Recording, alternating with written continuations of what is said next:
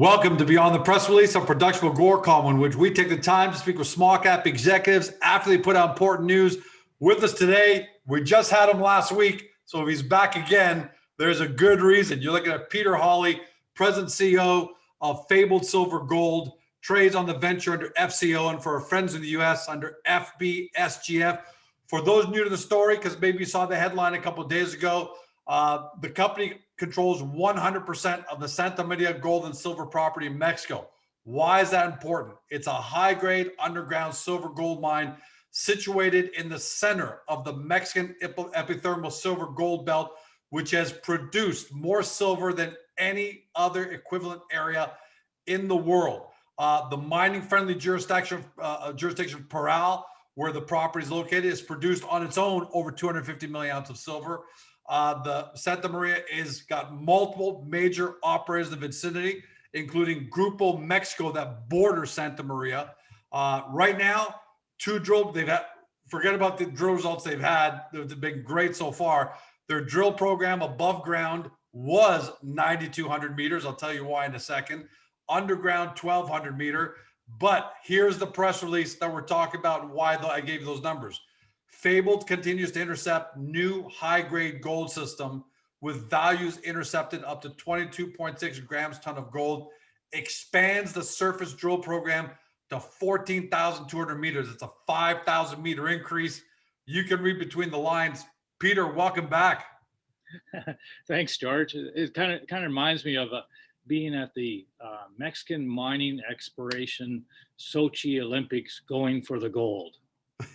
Well, you guys are going for the gold because I'm going to read the quote actually to bring it all into perspective that you gave. It's an excerpt. As a result of discovering this new gold domain system, we have immediately expanded the present drilling by 5,000 meters to a total of 14,200. We continue to define a new, never discovered high-grade gold mineral domain system with silver credits over consistent widths in the area never explored, and which remains open to the west and a depth plunging 45 degrees to the west and open in all directions for expansion. I mean, I'm not a geologist. Most people who are watching are geologists, but that sounds like a fantastic, it sounds like you're onto something great. Put into layman's terms for us, how important is this gold discovery? Oh, it's really important because for two reasons. One is originally when we took the property on, as you know, I came out of retirement to do that. What I was looking for, or why I was so interested in the property, was this is a very high-end epithermal silver gold deposit. And so that was the premises of why I was there and everything else. And notice I say the word epithermal. What we're intersecting now and what we're seeing, George, it's not epithermal. It's what we classify as hydrothermal, which means the source is from an intrusive. This rock is an intrusive rock that we're seeing with gold-bearing values in it. And what does that mean for people at home, Peter, just so we understand the difference between epithermal and hydrothermal? Well, it's different type of heat zones and where the fluids are coming from and everything else. So in a hydrothermal, which we see a lot of that in Val-d'Or, Quebec, and here in Canada and everything else, is, they're all related to big plutons or porphyries underneath that get remobilized, and maybe the porphyry is lower grade, but the gold gets concentrated and remobilized and put into, for an example, in Val-d'Or, you have the Cadillac break, the Cadillac shear. And that goes from up past Chibougamau all the way down through Timmins. And that's produced, hundreds of millions of ounces of gold. And so what we're seeing is a very similar thing, I will say at a smaller scale so far, but it is hydrothermal. I've seen this before. I cut my teeth on this stuff. And I remember I had an argument with our project manager on the first hole. He said, "Oh, look what we hit, and there's gold in it." And I said, "That's hydrothermal." He goes, No, it's epithermal. And then when we hit it again in 22, he says, "No, you're right. This is hydrothermal. There's absolutely no doubt about it." So. And how does that change the game, Peter? How's that? It just. Oh boy, does that ever change in a lot of ways, George? Because these things flex. Well, first of all, you have to have a structure. And you've heard me yak about that enough times. But when this thing comes blasting in and it has a lot of silica in it, and the high end gold, and sometimes it's contained not just as gold as a native gold, but also as an electrum, that they're very deep rooted and very strong, and they just blast the ground apart and just put mineralization in there. So, you know, one time lucky, okay, hole 20, you could call that too, you know, one time lucky. We dialed it in. We said we knew where it was going. We drilled hole 22. Boom, you know, there it is, and the grade goes up, more consistent. You know, 14.4 meters of approximately 5 grams of gold. That's not too shabby, and you can narrow that down. You know, within that, hey, 22.6 grams of gold over 1.8 meters, 14 grams over another meter, 7.1 grams over another 1.5, and it keeps on going, George. So, you know, the ounces add up fast when you're doing that. And by the way, for everyone who's maybe watched for the first time, Santa Maria was primarily a silver play. You weren't really expecting to find a lot of gold per se right at the outset. So how special is that you keep finding more and more gold? I mean, I'm reading between the lines. You've increased your drill program by more than 50% as a result of this. But how special is it that you're finding all this gold where you were really looking for silver? Well, you know, the previous operators basically had the property for 5 years, and they drilled 9,600 meters, George. And in that 9,600 meters, there was 5 known intercepts of what would be considered fairly high-grade gold, and 2 were from surface drilling and 3 were from underground. Should we bring up the map? Yes, please. Let's go bring up a map for everyone, because I think it's important to kind of, let's bring this up here. So while you're doing that, there's 5 holes out of 9,600 meters that had gold intercepts, and 4 of those 5 holes were very narrow. There we go, Peter. Just it's up on the screen if you need to talk to it, and I'll give you remote control just in case if you want to be able to use your mouse to kind of show people where all that was happening. There, is that my mouse? Yep. Okay, great. So four of the 5 holes had gold in it, but there were narrow intercepts. And when I say narrow, it's like 0.3 of a meter, 0.5 of a meter, whatever. And like I'm talking about, you know, we're consistently hitting, you know, 1.8 meters of 22 grams plus, and 1.5, 7 grams plus, and hole number 20, you know, that gave us 10.85 grams of gold over 1.5, and it goes on and on and on and on. What we do know what's happening, and also, and you're probably going to find this a little funny, but one of the things I do at night when everything calms down, I actually have some time, I do research. And it's amazing, the libraries and everything else. And one of the publications I found, George, was written for the SEG Society, so the Society of Economic Geologists. And there was a paper written, and I've in an interview I've done, and you can see it on our website, the last one that gets into the technicality of it.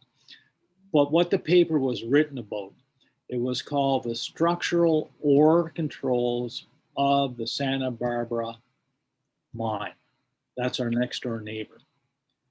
And they went, and I won't get into high detail of this, but basically here's what I'm going to say. Wrap it all up in a nutshell. And no disrespect to the author or whatever of doing all this hard work. So thing. They said the first structures that were formed were vertical structures here. You see that? Yep. Were vertical structures. And secondary structure, S2. You keep using your mouse. Sorry, Peter. See if use your mouse to kind of circle around it. Okay. So this is a vertical structure. So that S1. Okay. Hold on. Just the mouse isn't doing it right now. So let me give you remote control again. Let's try that again so you can show everybody. Okay, go ahead. There we go. Okay, so the vertical structure, here's an example of one. Those are S1, those are primary, okay? Then there's a secondary structure, and they're horizontal structure, okay? A horizontal structure, that's S2. Those two structures created, and you've heard me say this before, dilation zones, voids, in some cases wedges, in some cases what they call horse and gravels, okay? Then the fluids came up. Actually, your mouse isn't working. Sorry. So just tell me where you're at right now. Are you in the blue zone, the yellow zone? Yeah, I'm in the between the mixed ore and the red ore. Right over here? Horizontally. So that would actually represent a horizontal structure there. Okay. And the reason why I'm telling people this is that after reading that paper, it fits in so well from what we're seeing, because in hole number 18, if you follow over where hole number 18 is. Right here. Yeah. Hole number 18, that hit. And then hole number 19, which was drilled underneath it, it hit a structure, but there wasn't anything in it. So what happened? Okay, and then you move 75 meters over, and we have holes 20 and 21. 20 hit, which is actually the big gold content where it started showing it, but 75 meters below, at the same level as hole number 19, that didn't hit. What the heck happened?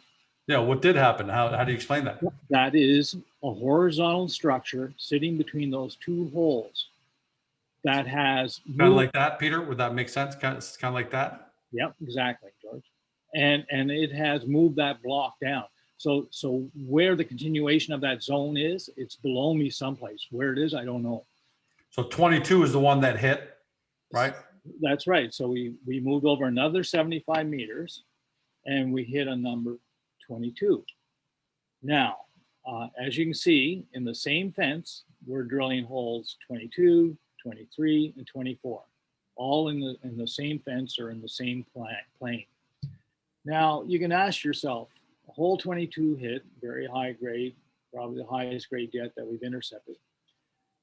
So the question you have to ask yourself is, why in the heck would they drill hole 23 underneath hole 22, where 75 meters over to the east, they missed twice at the same elevation? Why would they do that? You know what? Right, because if you missed here, why are you drilling here? That's right. And of course, something was telling us why we should drill there, and it was this horizontal and vertical S1 and S2 structures. And then you can ask yourself, well, if they drilled hole 23 and it's a bust, what in the name of God, and we all know how cheap Holly is, why did he drill a hole down called 24? Yeah, way down at the bottom of that. So you can read whatever you want into that. Well, I'm going to, since you're letting me ask you that tough question, I know you're asking, why are you doing it? What are you seeing? Or you're not allowed to tell us yet what? Well, I know. I right down here. So yes, and then from there, George, we've moved an additional 75 meters to the west again. And then that's right. And there we've drilled 3 holes, 25, 26, and 27. Oh, wow. Not even on the map. So same thing, like 25, 26, 27, same kind, or just going out that way? That's correct. 25, 26, 27 in the same plane. And then right now we're drilling hole 28, and that is another 75 meter step out to the west. Now, if you read what I said in the news release, why we increased the drill program by an additional 5,000 meters. And first of all, I'd like to thank our Fabled Silver shareholders that made that possible through the exercise of warrants that allowed it in a strong cash position. That we wanted, number one, we wanted to make sure that this new gold discovery can be followed up and drilled all the way to the western boundary, guaranteed. Okay, that's number one. Number two, assays that we've seen to date certainly give us a lot of encouragement of the gold domain and that we're dialing it in, so to speak. Thirdly, is you got to remember these holes have been drilled. Like I and the team, you know, we've seen hole 23 and we've seen hole 24 and 25 and 26. You've seen the visuals, not assays, visuals. Right. We don't know what the assays are, but we can see the visuals and we can see the width of the visuals and everything else. And needless to say, we like what we see because we wouldn't be doing what we've done. So this is really, really interesting. And one of the things I asked the drill company that we're doing drilling with is if he has the capability of doing a wedge, what they call a wedge in drilling. And they do. And so once we kind of get over to the western boundary of our property, doing these fences 1, 2, 3, 1, 2, 3, 1, 2, 3, we can sit back and look at this and say, okay, let's re-enter into one of these holes, because you got to remember the deeper holes, like the hole 24, you know, that's a 500-meter hole. That's a half a kilometer hole that I've drilled. So what I can do is I can go back into that hole, again, being really cheap and sneaky, re-enter that hole, put the drill bit down 300 meters in the same hole, which I don't have to pay for drilling. Then I put a wedge, and it almost looks like a door stop that you would use, trying door stop. And what happens is that deflects the drill bit on a steeper angle that allows me to cut at a deeper depth. So maybe I only have to really drill 200 meters to intercept 100 meters below, say, hole 24. So in other words, I've just saved myself 300 meters of drilling by doing that. And now I'm hitting that depth. So we have that capability down the road, and that very well may be used depending upon the nature of the beast, so to speak. You know, I want to ask you, you know, scale of 1 to 10, how happy are you, or how surprised are you? Are the above expectations the drilling is going so far? But I think I can almost read into that. Can we read into that by the fact that you've increased the drill program from 9,200 meters to 4,200 meters, so more than 50%? Well, it is, and you know, George, and I've said this before publicly. Excuse me, is that, you know, I came out of retirement to do this, number one. And now that COVID's kind of going away a little bit and things are relaxing, you know, my wife would like to start traveling again, but unfortunately we can't because I'm working. So that's not a good thing. But the good thing is that, you know, I don't want to waste my time. I don't want to waste the shareholders' time. I don't want to waste the shareholders' money's time or anything else. So let's kill this thing as fast as you can. So we're hitting it as hard as we can. The other company, 5 years, 9,600 meters. It'll be 1 year anniversary on the 17th of December of this year since we took over the property. And we probably would have drilled over 14,000 meters. So the drilling, so the full 14,000 meters you think will be done before the end of 2021, as long as nothing, you know, unusual happens? Yeah, I'm hoping so. I'm hoping so. By then, do you think you'll have enough information to really figure out what you've got here? Or do you think that might come sooner, just with, you know, holes through to 20? Well, I think it'll come sooner, George. I think it'll come much sooner than that. You're in a very rich. Go ahead. No, right now we feel that we have a pretty good handle on this. Ultimately, of course, it's the assays in that determines it.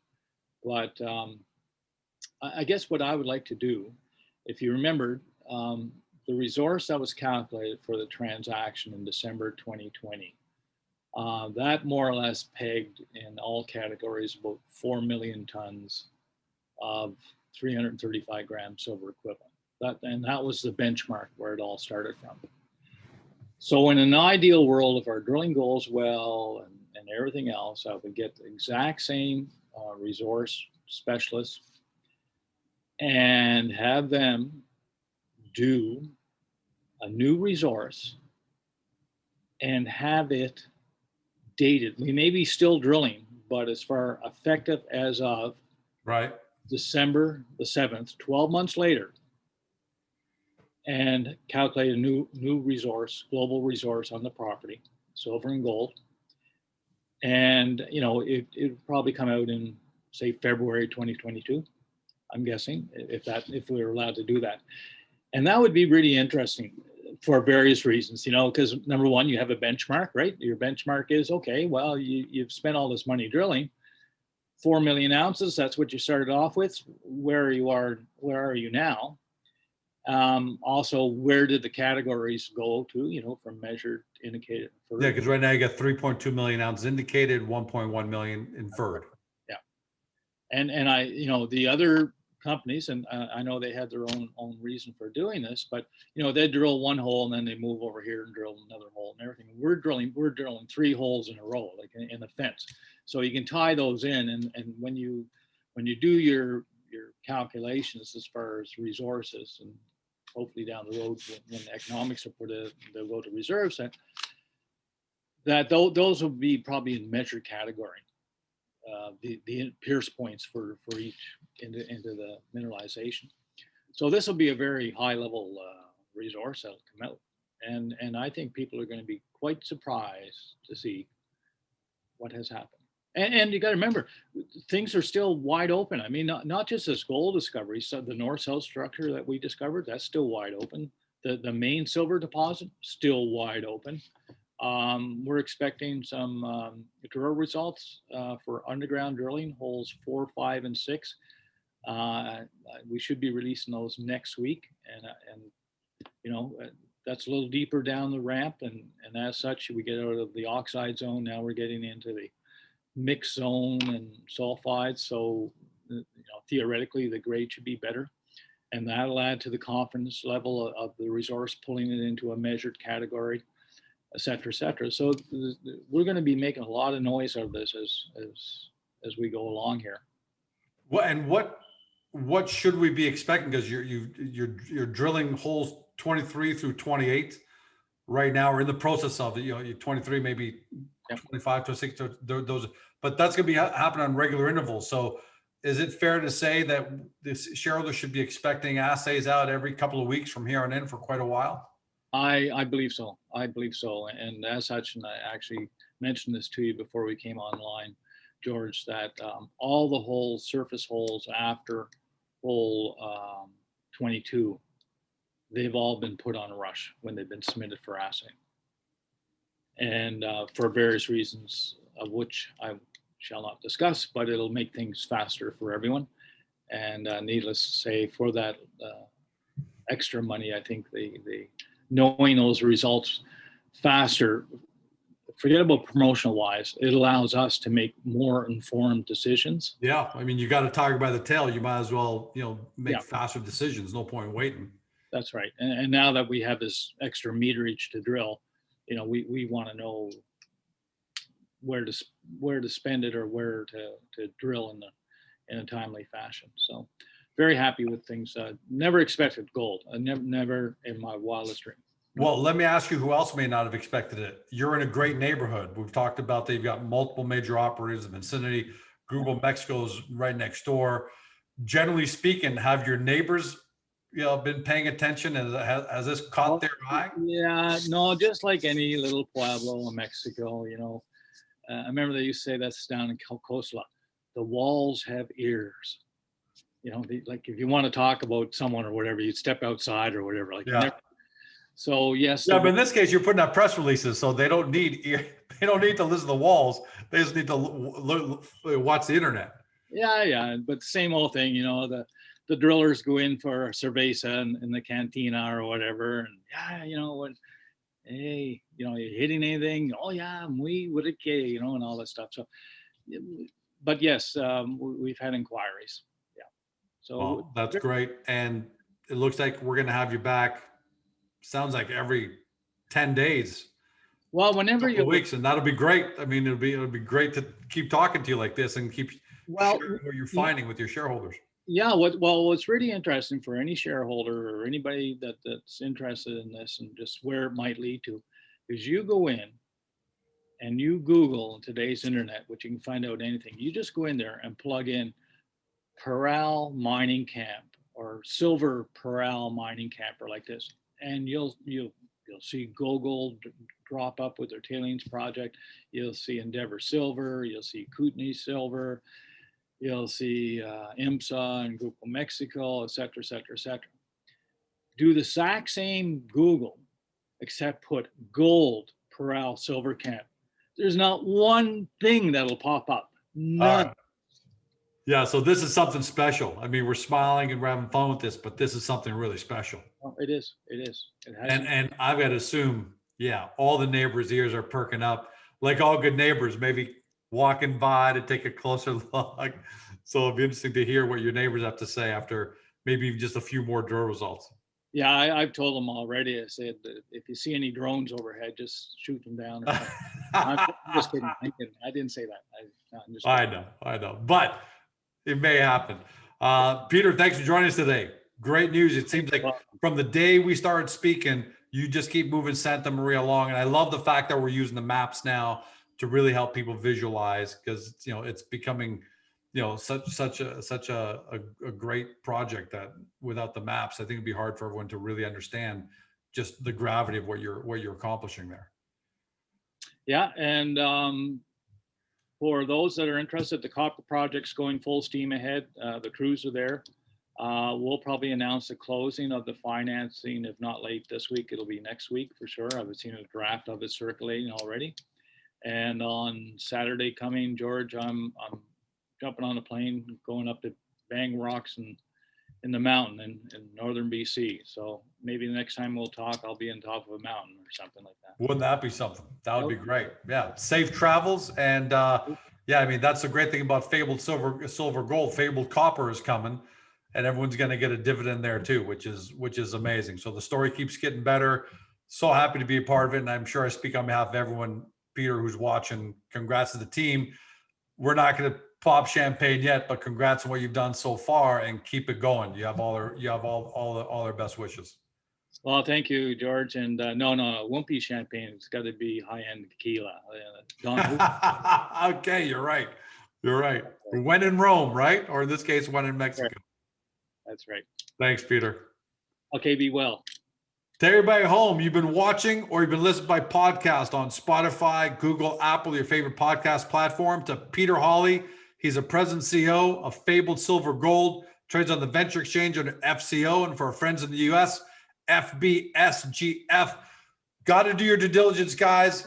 Two parts to it. Get to the Fabled Silver Gold profile on the GORCOM, because we know it's geology. Not everyone understands geology. So what we've done is give you a great layman's overview of what they've got there in Mexico and now in British Columbia with Fabled Copper. Once you've done that, you've got a good idea, hop over to the company's website. You can see it right above Peter, but you can also do it from a GORCOM, fabledsilvergoldcorp.com, to do your deep dive due diligence. Thanks for joining us. Have a great day. See you next time. Hey guys, this video is over, but don't forget to help your company by liking it and then leaving a comment below. And then don't forget to help yourself by subscribing to our channel so you don't ever miss another great GORCOM small cap video.